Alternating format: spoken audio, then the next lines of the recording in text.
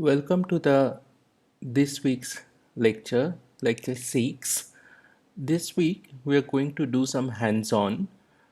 In this particular part, I'm going to go take you through the journey of how to handle multicollinearity in the regression model and how can you implement ridge regression to improve your prediction accuracy and analysis. So in this collab, I have pre-developed a code for multicollinearity and ridge regression. So first we will call these set of modules, Python modules like pyplot, numpy, pandas, matplot library, seaborn. Then math, from the math we will import the square root functions. Then scikit-learn, there is a bunch of data set in the scikit-learns, and we will use the Boston house price data set for this hands-on. And then from the scikit-learn we will use the model selection to we will use the train test split function, linear regression, reach cv is a function in the linear model module, which basically use careful cross validation technique to implement the ridge regression. We need a mean squared error computation from the matrix and stats models. From the stat models we will use the variance inflation factor to assess the impact of multicollinearity. So first thing install I will just call these packages in our Python environment. Next, I am going to load the Boston house price dataset. Here a basic definition is given. So there are 506 samples are there, and 13 numeric and categorical feature variables are there. So and median value is usually the target variable. So we have to predict the price of a house in the Boston area, and attribute informations are available like crime, per capita crime rate in the locality where the house is available for the sell. Zn stands for the proportion of residential land zone for the lots of 25,000 square feet. Indus, proportion of non-retail business acres per town. Charles River, dummy variable. If tract boundaries the river, so that means if the basically if the house or the town is very close to the river, then it is 1, otherwise it is 0. NOx stands for nitrogen oxide concentration, so that means how's the air quality or the air pollution around the locality. RM is the room per dwelling, average number of rooms per dwelling. Age is the proportion of owner occupied units built prior to 1940. So how old the area is. These stands for weighted distance to 5 Boston Employment Center. So how far the house is from the most of the Boston's employment areas. RAD is the index accessibility of the radial highways. So these are the all feature variables that we have here. Here is the source of the variable. This is a copy of basically a ACI machine learning housing data set.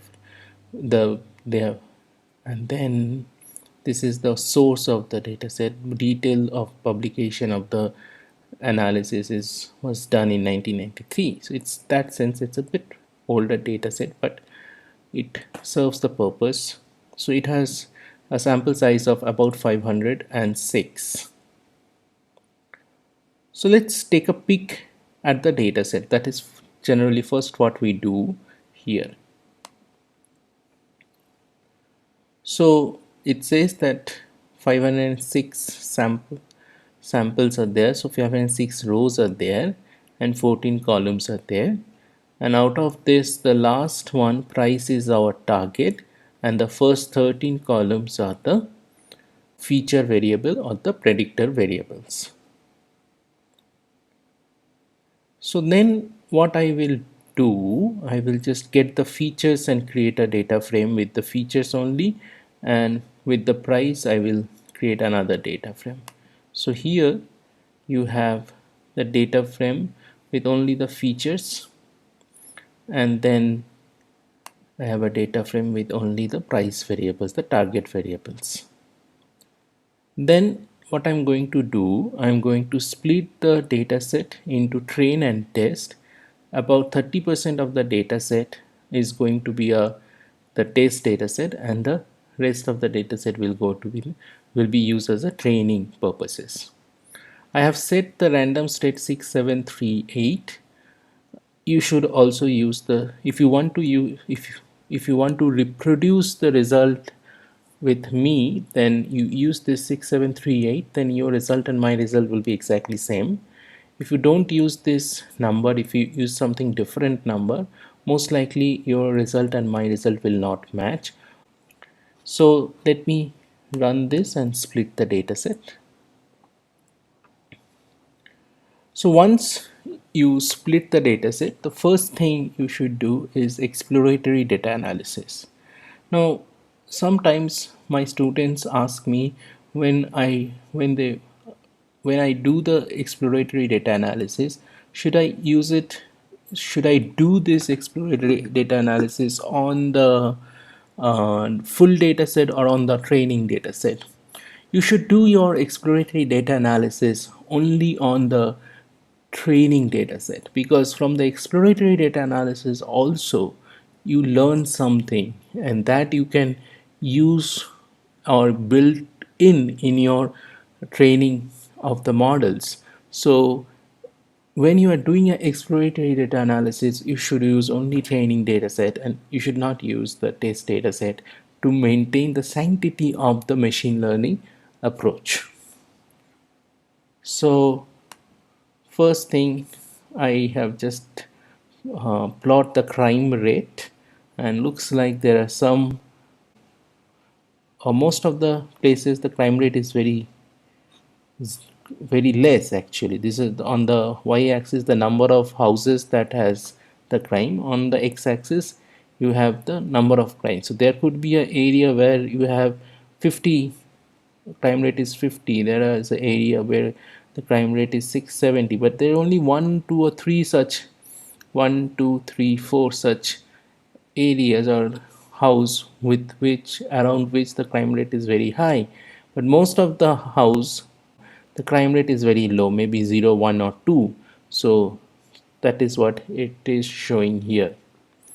So naturally you will be able to do lot of other things along with a lot of other exploratory data analysis you can do on the feature space. But in this module, our objective is to understand the multicollinearity and how to implement the ridge regression. So I am going to focus on more like I'm going to directly jump onto the multicollinearity issue. So what I'm going to do, from the trained data set, I'm going to compute the correlation matrix of the features, and I'm going to plot a heat map of the features of the correlation matrix. So this is the heat map of the correlation matrix. So these are the, say, whenever it is a very dark, it is a negative correlation. It's light, it is a positive correlation.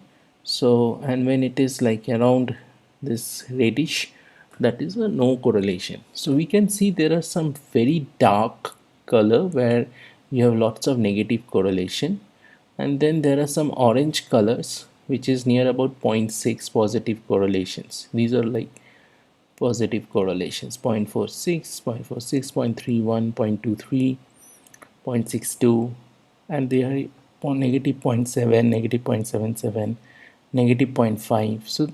So we see a reasonably positive and negative correlation with some of the features.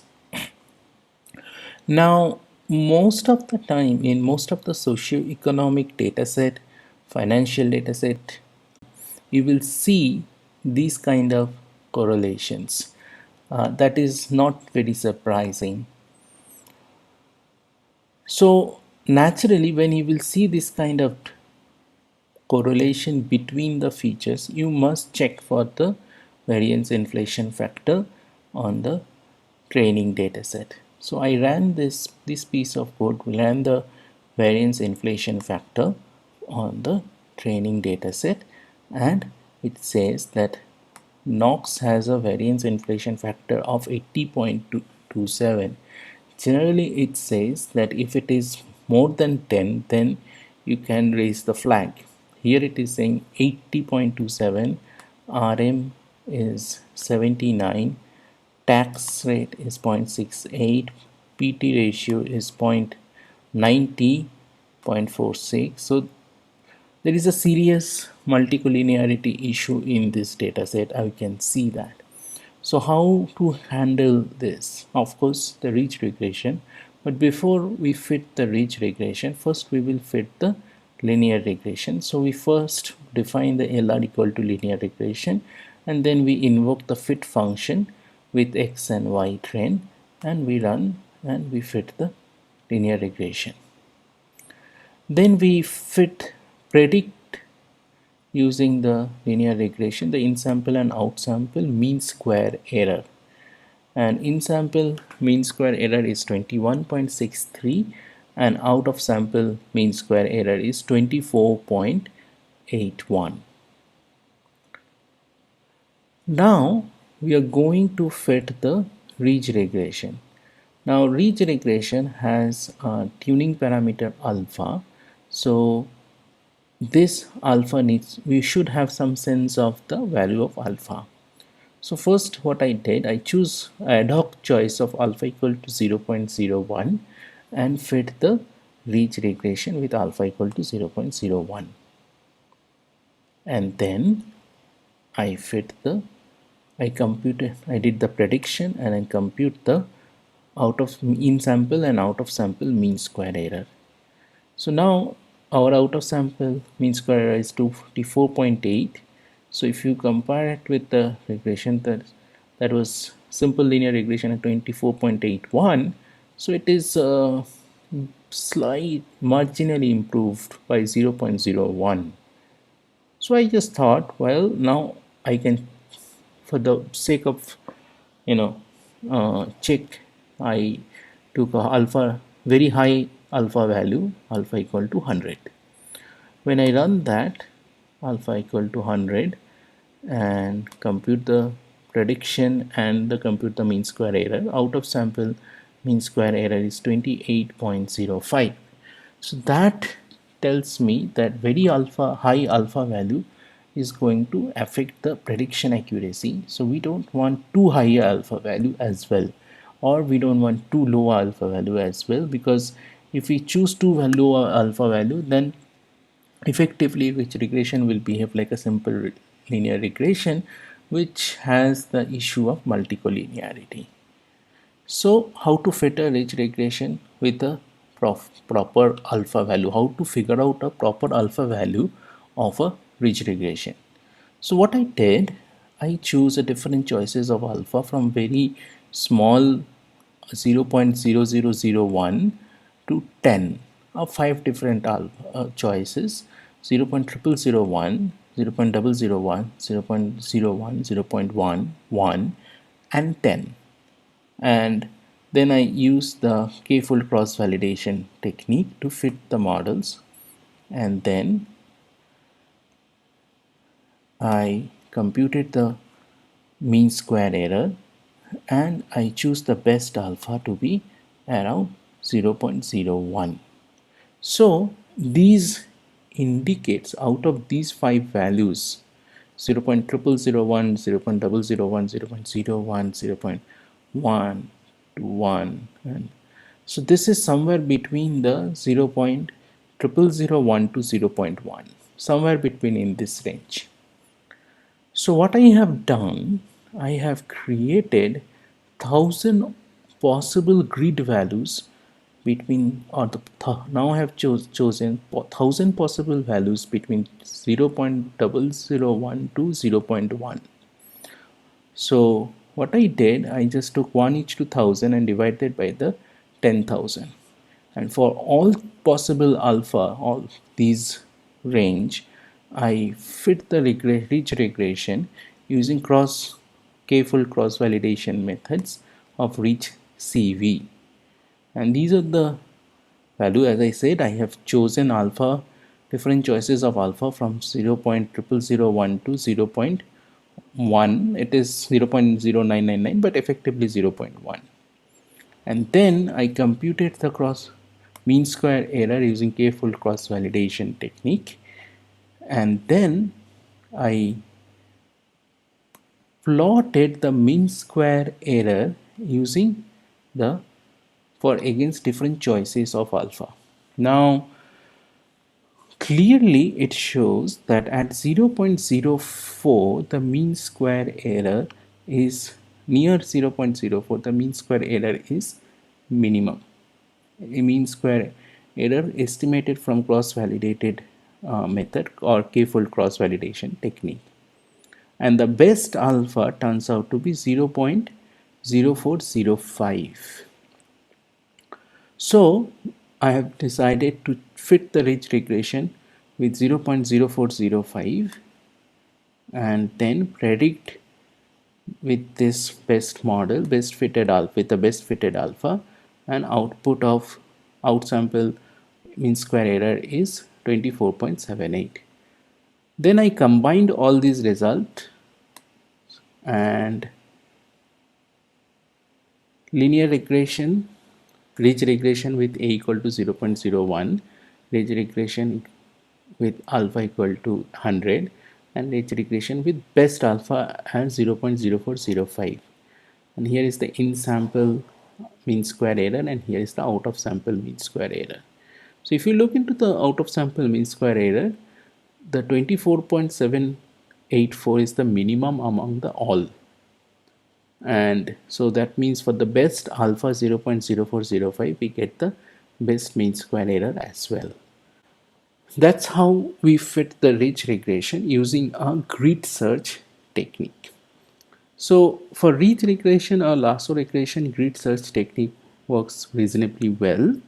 For elastic net, will probably work the grid search technique a reasonably okay kind of thing.